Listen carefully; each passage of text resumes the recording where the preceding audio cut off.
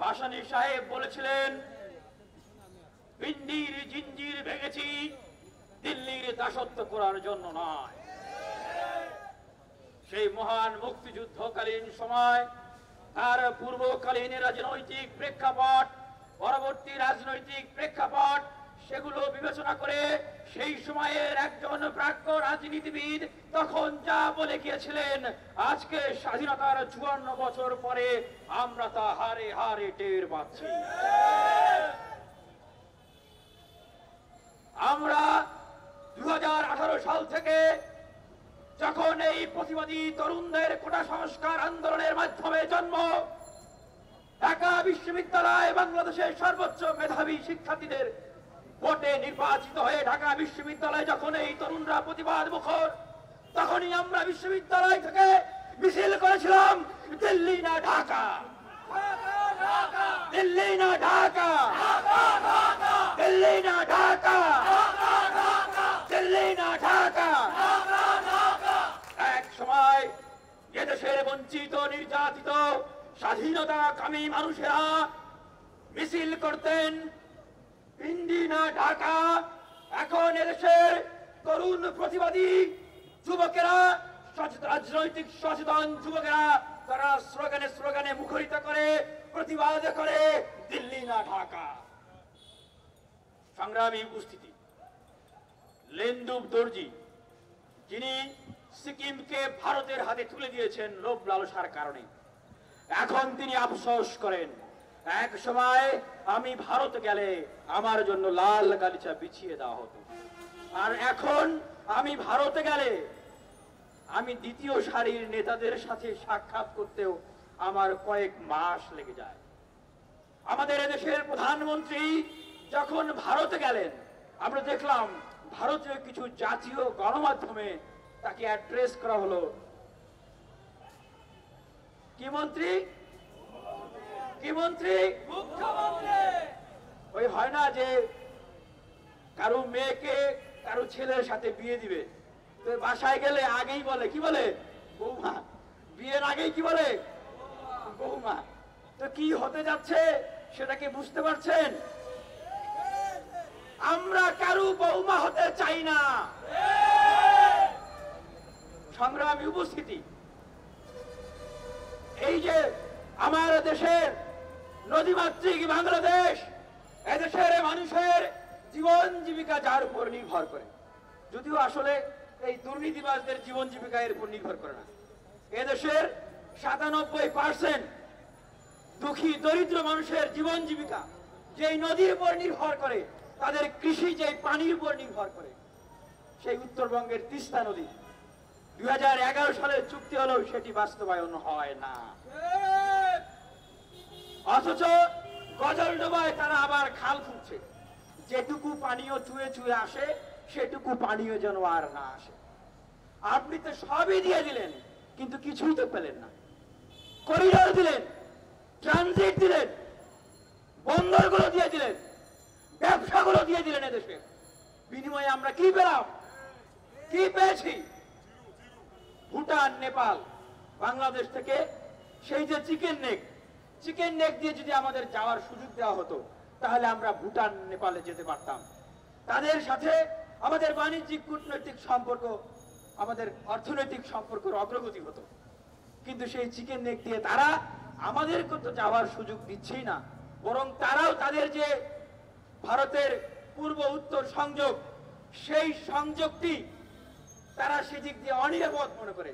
তারা এখন বাংলাদেশের বুক ভেদ করে রেল লাইন নিয়ে যাবে, ভুটানের দিক দিয়ে রেল লাইন নিয়ে যাবে। আরে ভাই, আমাদের এই দেশের আমরা যারা রাজনৈতিক সচেতন ব্যক্তি আছি, এই দেশের মানুষ আমরা যারা আছি, আমাদের এই বিষয়টি নিয়ে কথা বলা উচিত। যেখানে ভারত তার নিজের ভূমি শিলিগুড়ি যে করিডোর, সেটি দিয়ে তারা পূর্ব থেকে উত্তরে যাচ্ছে না, তারা ভাবছে তাদের নিরাপত্তা সংকট, নিজেদের ভূখণ্ডের উপর দিয়ে যেতে ভয় পাচ্ছে। সেখানে আমরা আমাদের কলিজা ছিঁড়ে দিচ্ছি যে যাও, আমার কলিজার ভিতর দিয়ে তুমি তোমার যাতায়াত পথ নিয়ে যাও। এটি আসলে কখন হতে পারে এরকম একটি পরিস্থিতি? যখন কারো কোনো উপায় থাকে না। আমরা এদেশে 18 কোটি মানুষ এখন জানি এই সরকার তারা ক্ষমতায় থাকার জন্য এখানেও কাজ নেই যা তারা করছে না। আমি একটি গল্পের মাধ্যমে বলতে চাই, আপনারা এখনো টিভি সিনেমায় দেখবেন যে আগের যে সিনেমাগুলো দেখায় যে ওই যে আপনার সমুদ্রে মাছ মারতে যায় অথবা ফসল ফলায় ধান চাষ করে, তারা ওই যারা মহাজনরা টাকা দিত ওই জমির দলিল নিয়ে টিপ সই দিয়ে তাদেরকে টাকা দিত এবং একটা পর্যায়ে সেই টাকার সুদ তো শোধ করতে পারতেছে না, বলতো তোমার বউয়ের বালা এনে দাও, দিত। বলতো তোমার ওই জমিটা দাও, দিত। তোমার গোয়ালের গরু এনে দাও, তাও দিত। বলতো তোমার ভিটামাটি দিয়ে দাও, দিত। শেষে কি বলতো জানেন? শেষে কি বলতো দেখেন নাই টিভিতে? শেষে বলে তোমার বউটা দিয়ে দাও। আমরা এইরকম একটা পর্যায়ে এসে দাঁড়িয়েছি, আমাদের এখন ইজ্জত সম্মানের বিষয়, আমাদের এখন স্বাধীনতা সার্বভৌমত্ব রক্ষা করার হুমকি এসে দাঁড়িয়েছে। আমাদের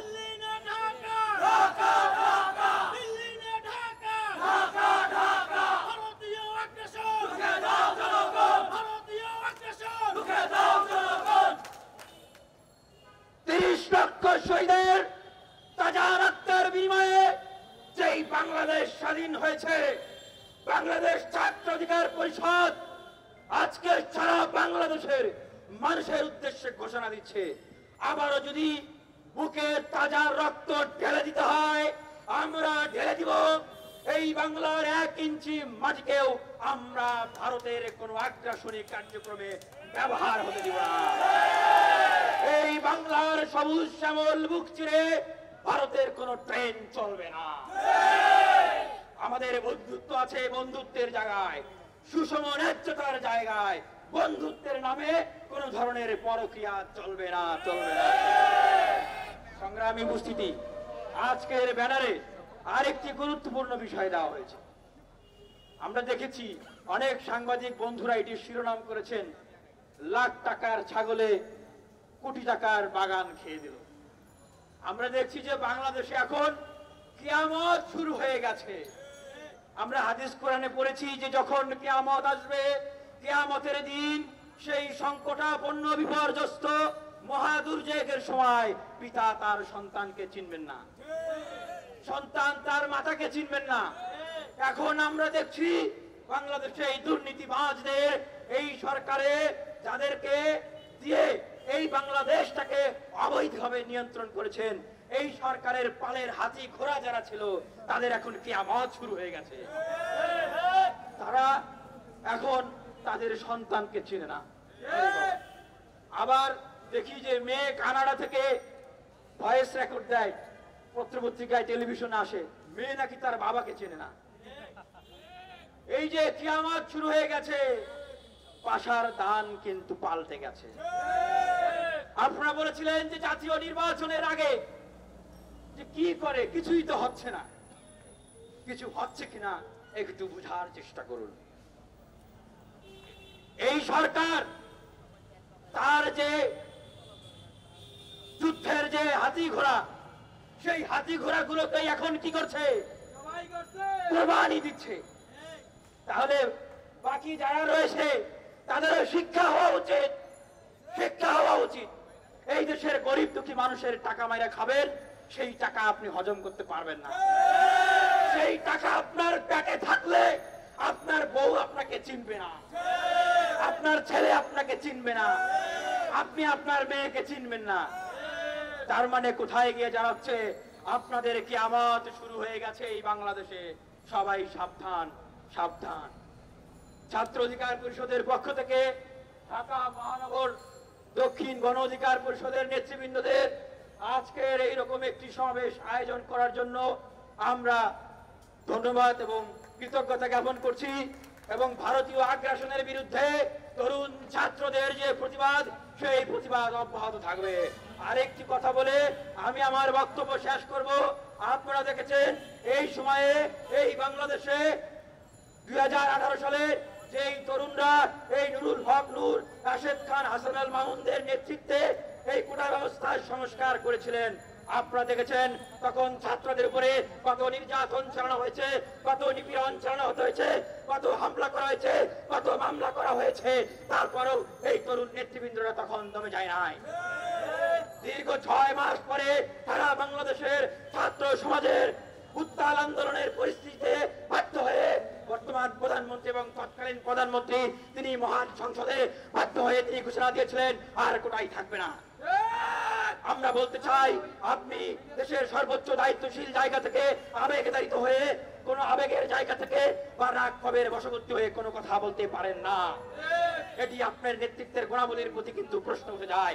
আজকে যখন আবারও হাইকোর্টের ঘাড়ে বন্দুক রেখে সেই কোটা ফিরিয়ে দেওয়ার জন্য পায়তারা করা হচ্ছে, আমরা সুস্পষ্টভাবে বুঝতে পারছি ছাত্র সমাজের কাছে সেই 18 সালে আপনারা প্রহসন করেছিলেন।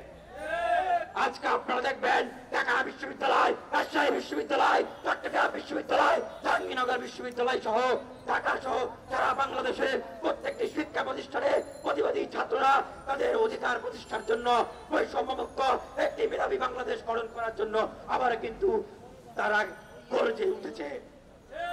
আজকের এই সমাবেশ থেকে এটিয়ে বলতে চাই, আপনারা যদি ভেবে থাকেন বিশ্ববিদ্যালয়ের শিক্ষার্থীদেরকে আপনারা খেপিয়ে দিয়ে আপনারা আপনাদের মস্ততে থাকবেন, তাহলে শুনে রাখুন কোটা তো বাতিল হবেই।